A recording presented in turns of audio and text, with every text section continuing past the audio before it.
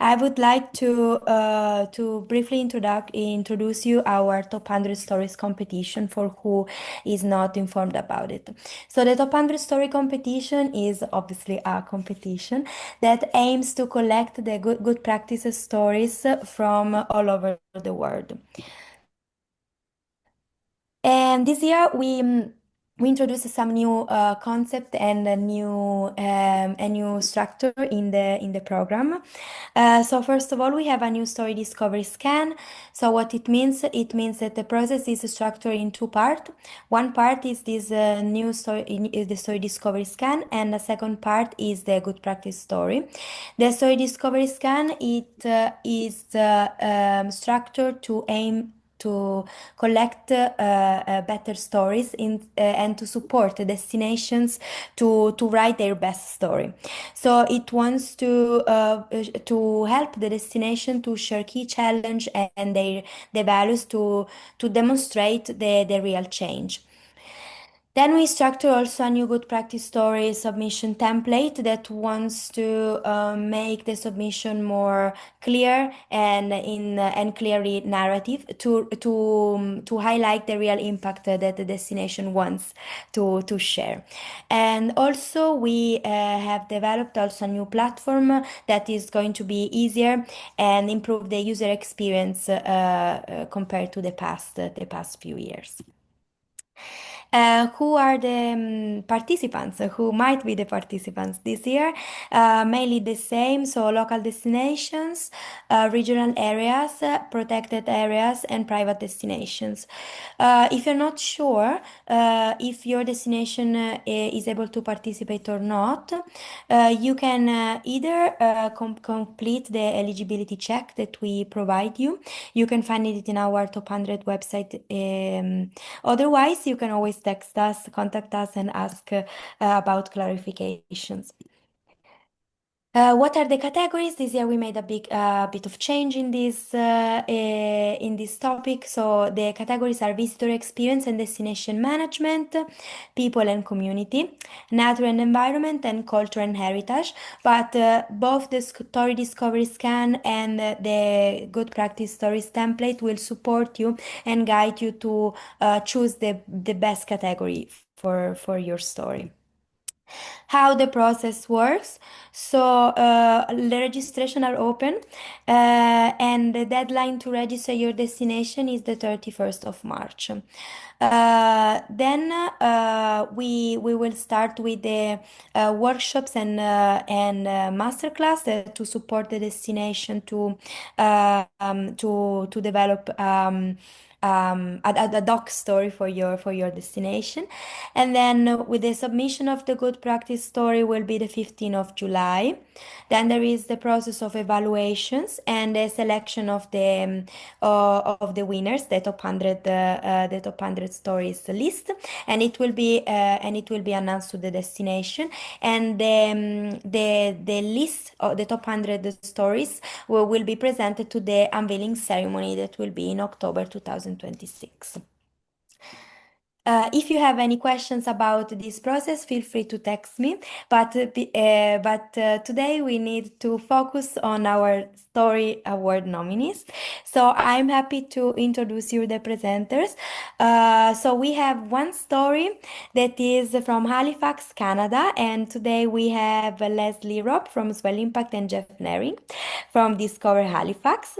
And then we will have another story that is from Miskolc, and today we will have Tamas Kasai, the head of communication and marketing at Visit Miskolc. We're supposed to have a third presenters, but unfortunately they couldn't be here. So we have more time for you two, for you three actually. So I am happy to introduce Leslie and Jeff. So Leslie and Jeff share how their collaboration lead to Meet with Purpose. That is a framework advancing more sustainable business event in Halifax, recognizes as a top 100 stories and as a final analyst in the business and marketing category. That tracing its journey from concept to practical tools that mobilize collective action across the business event in ecosystem Halifax. So they are presenting a story about the meeting purpose framework that transform business events into drivers and lasting environmental community impact through practical tools. So Leslie and Jeff, please feel free to share your screen and the floor is yours. Thank you so Thank much. you. While Leslie pulls up the slide presentation we have for you today, I'll just quickly introduce myself. Thanks for the introduction. My name is Jeff Narian, the Vice President of Business Events for Discover Halifax in Canada. I'm joined today by our consultant, Leslie Robb from Swell Communications. We couldn't be more delighted to share our Meeting with Purpose story with you all today. I'm going to guess that most of the people on this call have not been to Halifax, so I'll just give you a very, very brief introduction of who we are. We are located on Canada's East Coast, so we're almost the last place you can go to before you hit the UK and Europe when you're in Canada. We are a beautiful historic coastal city. We have a population of roughly 500,000, so we're not a large city, but we are a growing city. Our city has an incredible walk score of 99. So when visitors come here, whether they're business events, conference delegates, or leisure visitors, they have no problem getting around. You can walk through the city within probably 15, 20 minutes to go from one side of the city to the other. And we're a growing destination. So when we look back on the last 15 years, Halifax has enjoyed double-digit tourism growth, both in leisure visitation and in business events. And along with that, sort of comes with some thoughtfulness around what's responsible tourism looks like for Halifax. So maybe we can go to the next slide, Leslie. So one of the things we were thinking about, and this was when we started a couple of years ago on a tourism master plan, that was done by another section of our company, but I started thinking a lot about what our role might be in positioning Halifax for sustainable business events. And that was in 2023. So at the time when I looked around sort of what's happening in Canada and the world, it seemed like there was a lot of stuff happening, but we couldn't put our finger on one thing where it's like, well, that'd be the great thing for Halifax to start with. So we chose a pretty random starting point, which was participating in the Global Destination Sustainability Index in 2024. And that was a really, really good experience for us. It really helped us sort of understand how Halifax measures against other cities or destinations in terms of its ability to do things sustainably, not just from a tourism perspective, but from a city perspective. But the one thing it didn't do for us, which we were really looking for, was to understand how we can invite and motivate people to do sustainable things while they're in Halifax, particularly around business events. So we also, at the end of that process, realized that, again, the information was really good for us to have, but we didn't have anything that was unique to Halifax. So we made the choice, and this was through consultation with Leslie and Swell, that whatever we want to do, we want it to be unique and authentic to the destination, so that when people saw the opportunities to be sustainable in a destination, they felt like they were actually working with Halifax and not working with a generic piece of material or copy. Over to you, Leslie. Yeah, so I started working with Discover Halifax, like Jeff mentioned, a couple of years ago on this project. And the GDS definitely gave us a benchmark to start from, but what we really needed to focus on was speaking with the rest of the business events community. So other partners who are working in meetings and conventions and those types of events in Halifax. And Jeff mentioned that we're a small city or a smaller destination. And like a lot of other small cities, we really rely on relationships. So people, helping each other out, talking through some of these different ideas. And that's really like a trademark of Halifax. We are very known for our hospitality. People want to help each other. And so that was kind of where we started, was with the relationships that already exist within Halifax. So we gathered 30 different people from the community, including venues like the hotels, the conference center, suppliers, NGOs, food security experts, municipal partners, event planners. And then instead of trying to have all of the answers as we started on this project together, we were just focusing on asking better questions. And the question that we really wanted to get to the root of was how can we make every business event strengthen the community? So when people are coming to Halifax to visit for meetings and conferences, how can we strengthen community from their impact in a positive way? And so rather than just starting from scratch, we built upon what already exists in Halifax. And that included Halifax, which is one of Canada's most ambitious climate action plans that our city is really proud of. So we looked to that for guidance, like amongst to just see really what was happening here already. We realized that, there's a number of certified venues and hotels that already exist on varying levels, but like there are a lot of actions that are already taking place at a lot of these places where meetings and conventions would be held, including the convention center. We are known for a really robust local food system, so we really wanted to tap into that. And food recovery programs, so making sure that those food doesn't go to waste in our community. So these were all big things for our small destination, and we were just really pulling out all of these positive things and trying to learn how we could connect them for business events. And that was just part of working smarter. So we leveraged community partnerships to maximize the impact with limited resources. And in these conversations that we were having with stakeholders, it just really made the approach much more resilient and authentically Halifax. So the first thing that we worked on was a guide to hosting sustainable business events in Halifax. And this was guided by the GSTC MICE criteria, which I'm sure some of you are familiar with. Of course, the SDGs, which you're very familiar with, and you can see how they're integrated into the guide. But it evolved into something much bigger, which was a systemic approach with interconnected components so that we could really start to dig into that initial question, like how do we expand the positive impact from business events? But it was authentically Halifax, and you'll see this in the guide, which you're welcome to view online. So this is where things started to get a little bit, we started to broaden our work, and I'll let Jeff take the lead on this one. Sure. Thanks, Leslie. So we did the work on the guide, and it was a great project. But what it really did is kind of opened our eyes to a larger vision and a larger question mark, which was what really, where do we begin and where do we end in terms of our role in helping to make sustainable business events happen in Halifax?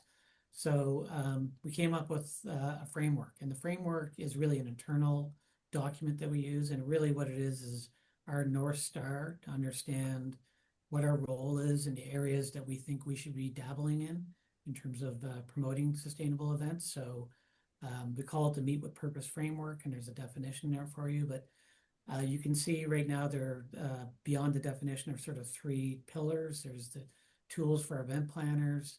You can see in blue we have the guide to hosting sustainable business events. Blue means we've done it. White means we're working on it.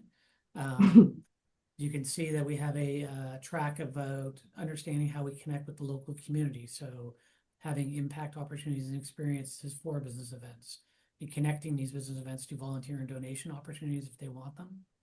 And then supporting and recognizing impact when it happens. And this is the part that's really, really probably the most motivating for us is that we have seen in our destination some challenges with getting people on board of doing sustainable things. So one of the things we want to do is proactively let them know that when they do them, we want to celebrate that. And that's not just a good thing to do. It's actually good for their business, and that they get to position themselves as being responsible, not just for their delegates, but to the destination which they're hosting in.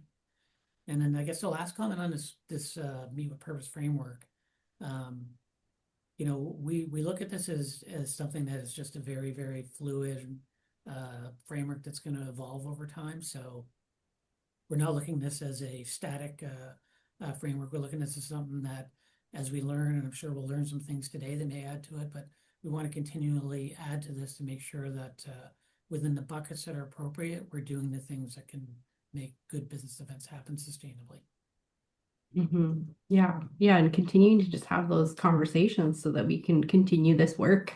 So one of the things that Jeff mentioned was the community impact piece, and this is something that we've fully developed even since we spoke in Montpellier in the fall. So this is a new component called impact opportunities, and this is where we connect event planners with local community through volunteer opportunities, special impact experiences, donation programs, and then just like connecting them to the community impact partners themselves. Because when you come to a new city, you may not know who to speak with if you want to have a true local impact. So we've kind of done some of that work for the event planner. And then this happens through really authentic relationships. So, we've gone through with each of these community partners and discussed what this looks like for them, making sure that it's doable.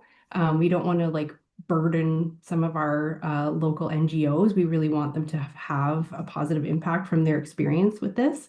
And so the Impact Opportunities Program, like I said, connects the event planners with the local experiences where they can go out, like on a nature hike like this one, for example, and become citizen scientists. They can also pack meals or snack kits to help with food security. We also have a furniture building challenge with IKEA to help with furniture poverty, working with our historic Canadian immigration experience at Pier 21, which is, a big part of Halifax's story is the immigration of people from all over the world. That was one of the first places that they came to was Halifax. So that you can see there's a real variety of different experiences that people can have, and then they can have that local impact. And I really love this program because they tell the unique story of Halifax through the voices of the community members. And then Discover Halifax uses its platform to amplify both the positive impacts, whether they're environmental, social, cultural, and then also this really unique story. So if you go through and you see the impact experiences, you'll just see the variety of things that we have here. And then Jeff was mentioning the recognition program. So this is, an opportunity to acknowledge and celebrate the impacts that people are having when they come to Halifax and plan sustainable business events. And what they're incentivized with is like a micro grant that sort of kickstarts that process. And then we have a number of different categories where they can be recognized. So climate action champion, coastal stewards, and the community and belonging builder. Because not every event is going to have the same impact. We really want it to feel meaningful and unique to them, but also to contribute to Halifax's unique story. So that's where you'll see coastal stewards, because we are, an ocean community. And this just is a really nice opportunity to honor meaningful event planning, and then how they're engaging delegates in that process as well. And then finally, we acknowledge that there's still lots of opportunity and work to do. Again, this is adapting as we grow. The business events guide itself is, coming up on a couple of years old. So we understand that, it will have to adapt as time goes, and sustainability, as we all know, is changing rapidly. And there's a lot of things that we're, always trying to address. So that these are evolving pieces. And Jeff can speak a bit more about the responsibility going forward as a destination. But what I noticed, even, sort of an external consultant, is that right away in this piece, 5 reasons to consider Halifax for your corporate event, sustainability is mentioned right off the bat. And it's like becoming a much more natural part of that conversation. And there's a lot of confidence that has grown in the destination and how they can provide this opportunity to be more sustainable. So we just, we started with something really clear and practical, but it's expanding over time. And we're just leaving a lot of room to grow and evolve over time. Do you want to add anything to that, Jeff? Yeah, I mean, this is a little bit of a repeat of what Leslie said, but I would say, at the end of the day, our instinct about being authentic versus being perfect was probably the right one for us, for our destination. Um, what we've seen, and in a large part thanks to Green Destinations, is that since we've launched our sustainability guide and have tried to bake not just the sustainability guide, but the sustainability conversation with our clients and with the local community, Leslie and I have become a little bit of local celebrities around Halifax and the region. We keep getting invited to speak at different things, to talk about the sustainability guide. And so it's gratifying at a lot of levels. The best one for me personally would be that clearly people are interested in this, and people, I think, who have not been made the decision to do this in an organized way are looking for instruction for them. But most importantly, in terms of the day job that I have and my team has, is that our clients are excited by this conversation now. And the reason they're excited about it is, again, the fact that everything we're doing is tied to the destination. So if I were speaking honestly, we can have conversations around reducing environmental impact, but that conversation usually doesn't go anywhere unless we can tie that back to the destination and tell the destination story inside that. So again, as Leslie said, we continue to sort of keep our eyes open in terms of how we can evolve that story and evolve the toolkit and evolve our communications and evolve how we celebrate this stuff. But so far, it's been an incredible journey, and yeah, really happy that we're here today to talk to you folks about it. Thank you. Yeah, Thank you thank you. so much.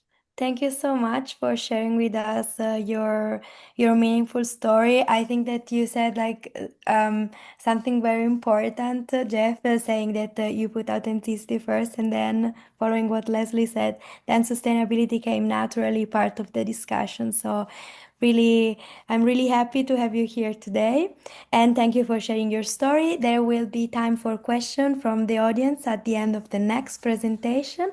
So now I would like to introduce you Tamas Kasei. Hello, Tamas. Can you hear us?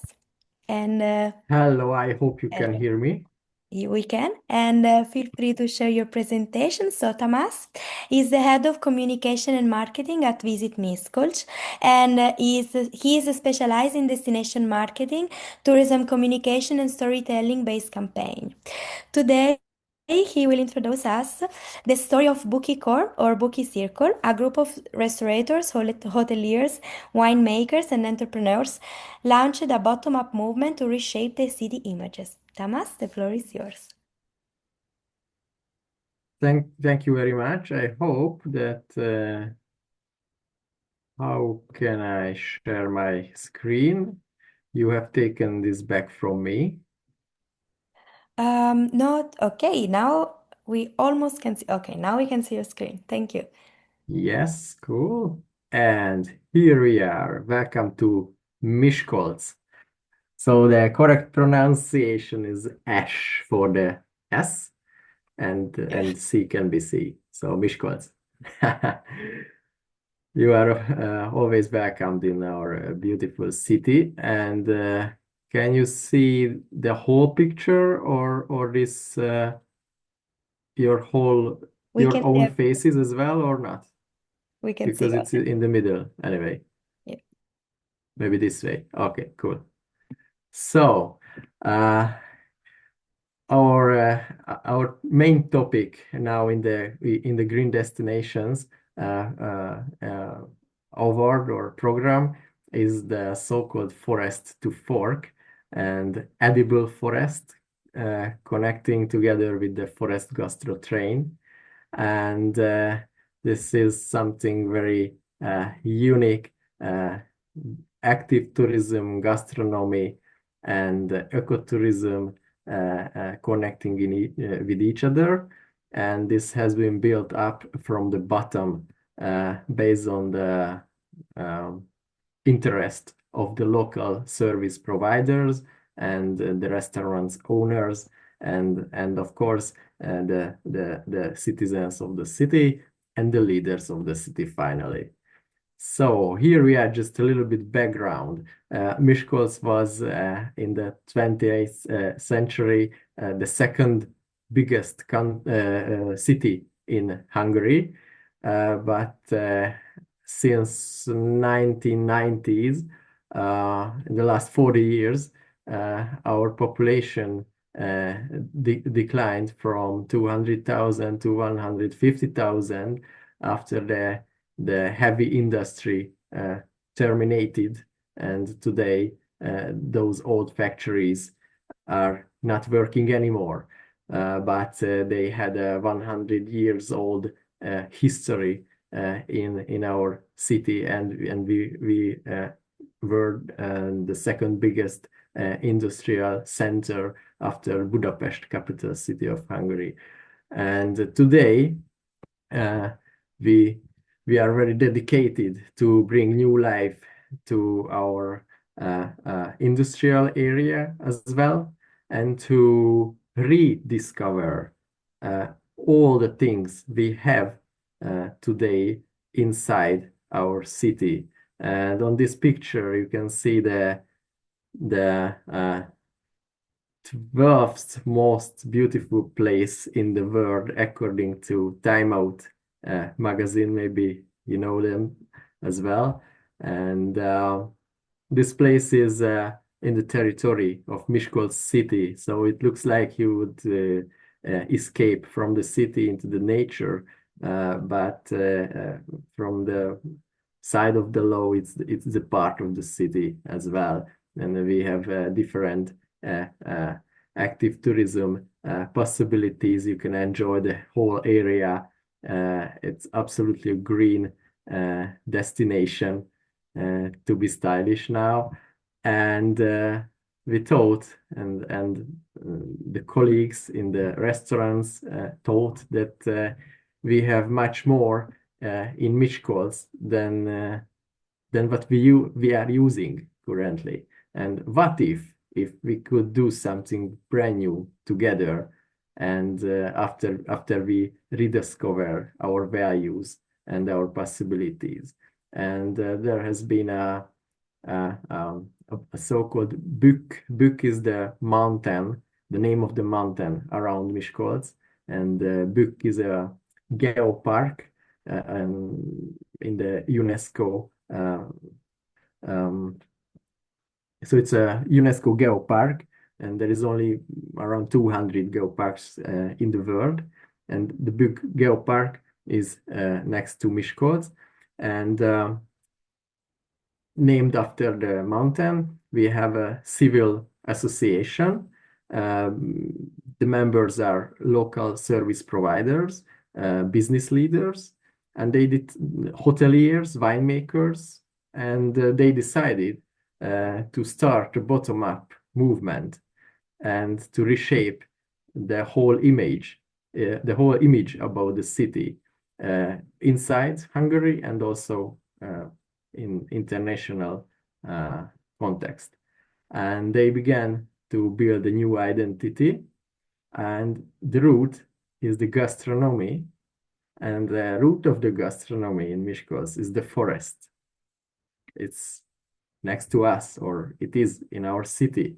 And after several years of kitchen innovation, Miskolc has been a trendsetter in the gastronomy, and we call this tasties of the forest or forest to fork.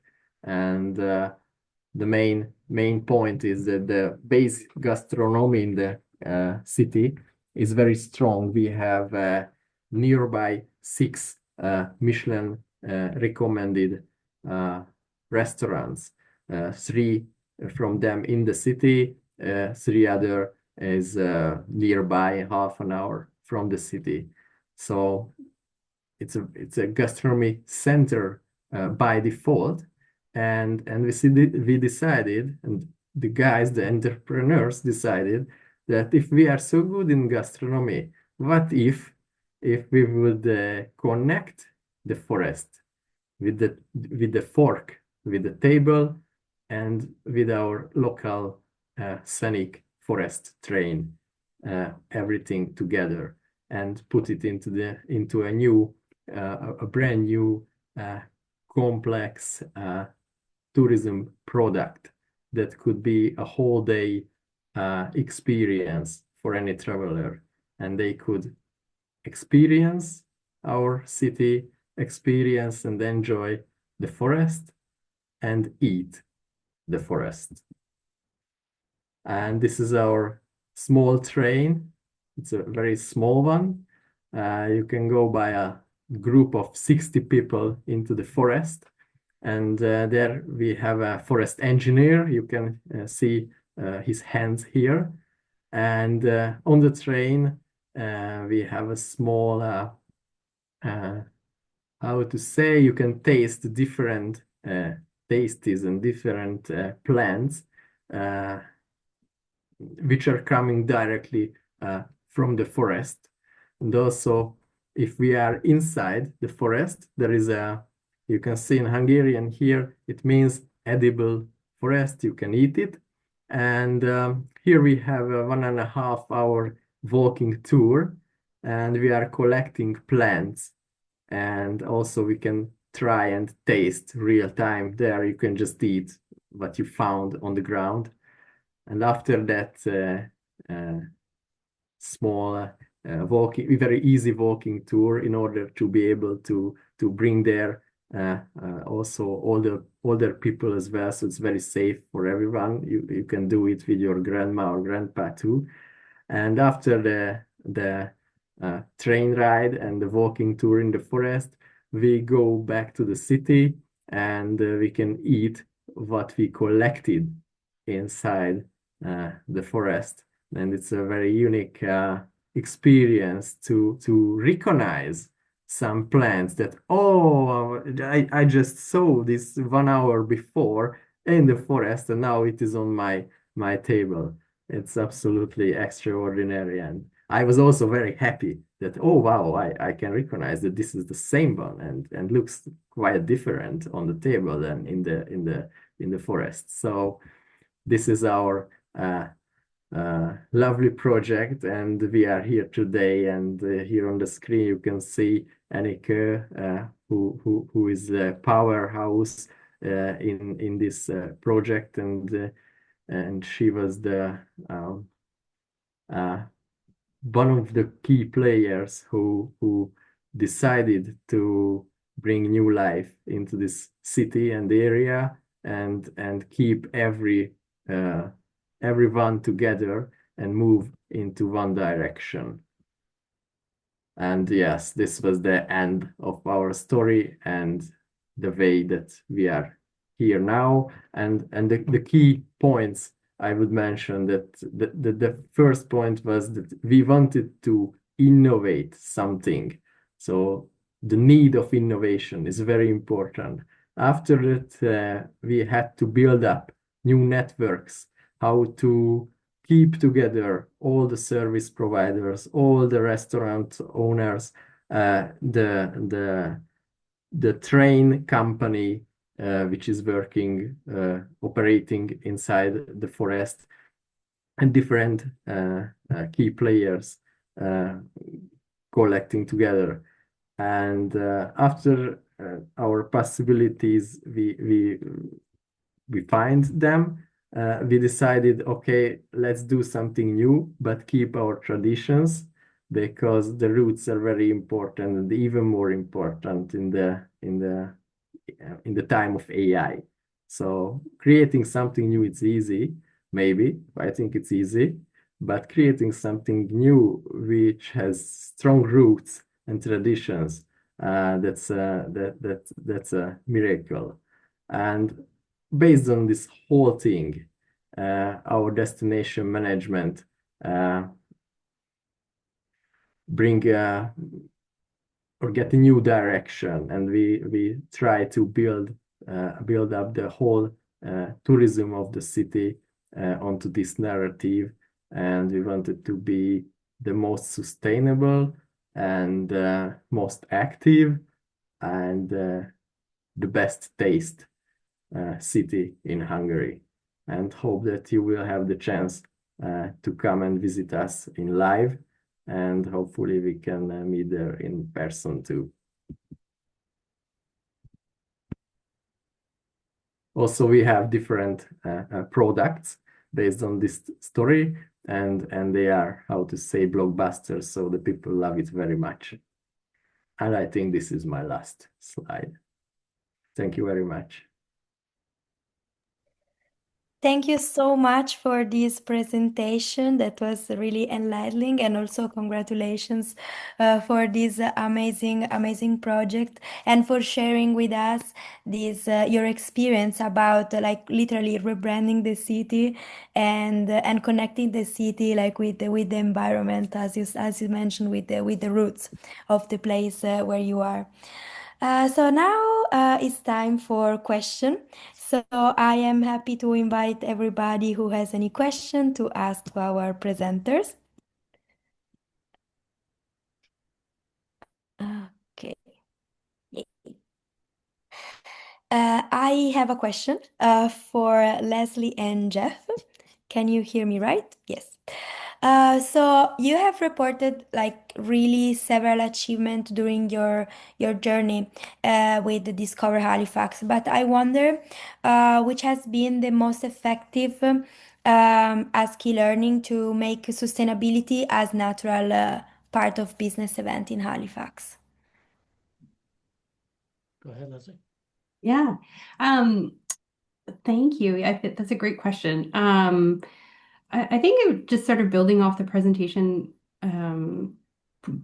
providing some opportunities for education and development of a shared language across the business events ecosystem in Halifax has been very rewarding in terms of just opening up the opportunity to have these conversations within the destination, expanding everyone's knowledge and understanding of what sustainability is, like, you know, going beyond the environmental lens and understanding that our impact has many ways that it can manifest in terms of social and cultural impact and economic impact, of course. Yeah, and it's more top of mind now. So it's there's still lots of work to do, but it's certainly something that people are thinking about. Thank you so Jeff, much. yeah, I was going to say if Jeff had anything else you wanted to add. No, I think you captured it perfectly. I would sort of add to it. I don't know if this is answering the question, but it has become sort of what was once an awkward conversation, particularly with clients, to a easy to have now, because we have built out a framework that's easy for them to understand. So it feels a lot more natural than it did 3 years ago.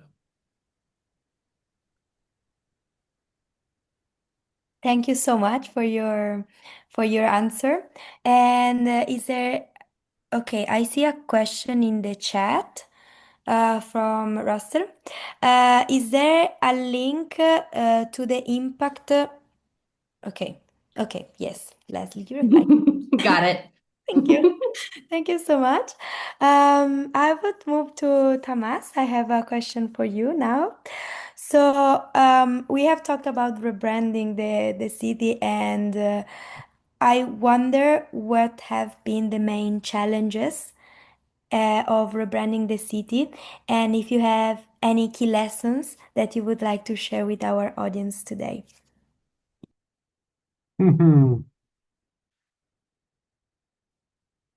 I would say the coordination is a huge challenge. So there are so many people involved, and all the people are successful in their own area. You know, they are businessmen and similar entrepreneurs, and everyone has their own interest and their own ego.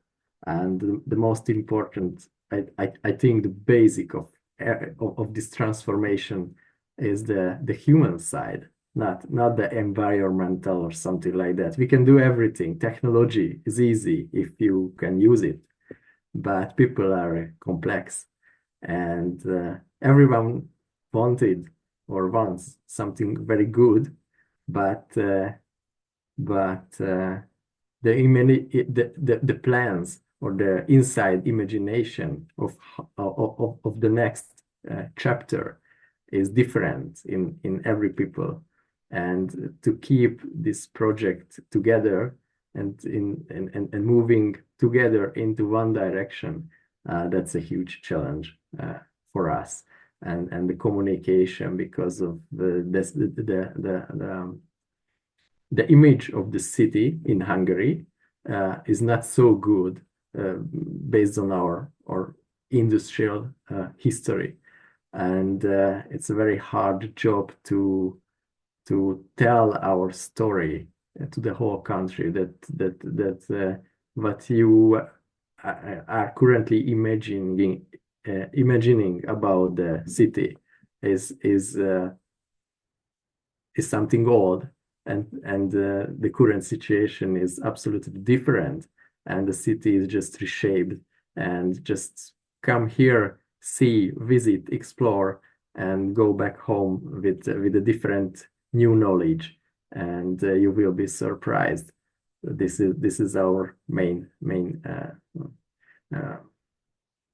challenge here in Miskolc, inside the country. Outside the country, it's non-existing. Every tourist from abroad are always telling us that they have extraordinary good time in the city and they want to come back. So with foreigners, we are on the easy track.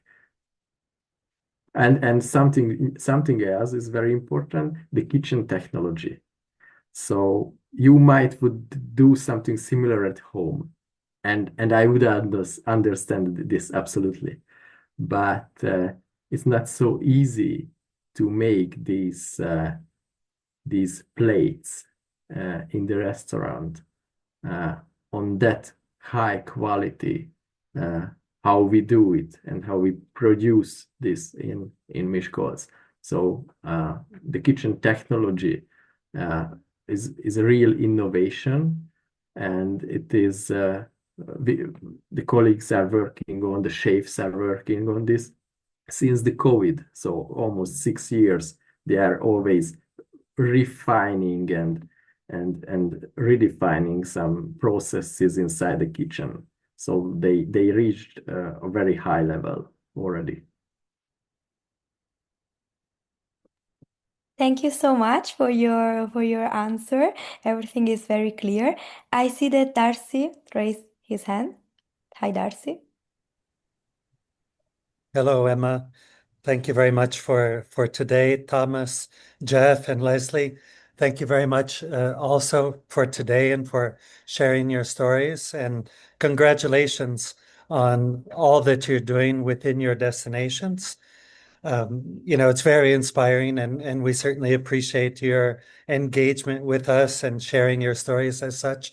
As you know, Green Destinations is continuing to innovate in a number of different ways so that we can continue to better help you in your destination with the entire destination ecosystem, all the players therein.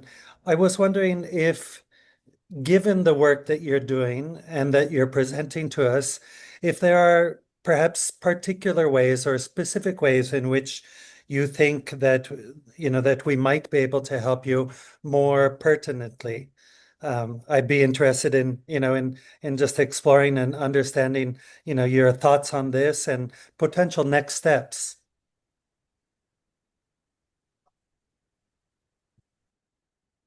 Want me to go? Thank you for that question, Darcy, and good to see you again. It was a pleasure to meet you in Montpellier. Likewise. I would say, first of all, you already are doing great things for our destination. Being part of the 100 Stories competition was an amazing, it was really nice to win the award, but the real sort of reward that we got was the ability to market that content and to be able to tell our clients in our country that a great organization like Green Destinations had recognized the efforts we're doing, and it really did turn a lot of heads. And so I think from a positioning point of view, you guys are doing a great job. I would say from a operational or more practical view, Leslie, you probably have some more specific ideas, but I would say we'd be open to the idea that like we are, you know, we are really dedicated to the idea of evolving what our responsibility looks like in terms of positioning and marketing sustainable business events in particular. So I'm happy to have those conversations with Green Destinations. I don't know, Leslie, if you want to add to that. No, I think that's great. I think anything to support the whole destination along on that journey, and I think that that looks like more from like a SME, like the all the partners within the destination, not just the DMO itself. So sort of making sure that we're bringing everyone along on that journey.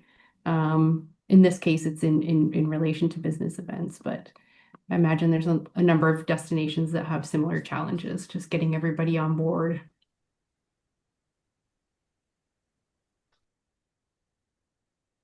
I also would like to thank you and the whole Green Destination team, the great effort that you are shaping the whole world and the tourism.